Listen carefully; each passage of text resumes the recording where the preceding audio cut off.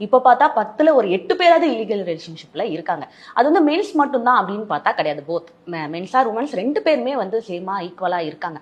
First இந்த விஷயத்த கேள்விப்படும் போது உங்களுக்கு எப்படி மேம் இருக்கு? 2 பேருமே வந்து காமனா வந்து இல்லீகல் ரிலேஷன்ஷிப்புக்கு தேடி போறாங்க அப்படின்றப்ப. இப்போ இது வந்து வெறுமனே இல்லீகல் ரிலேஷன்ஷிப் அப்படின்னு பேசுறத விட ஃபர்ஸ்ட் நீங்க சொன்னீங்க இல்லையா தாத்தா பாட்டி காலத்துல இருந்து. ஆமா, அன்னைக்கு இருந்தது.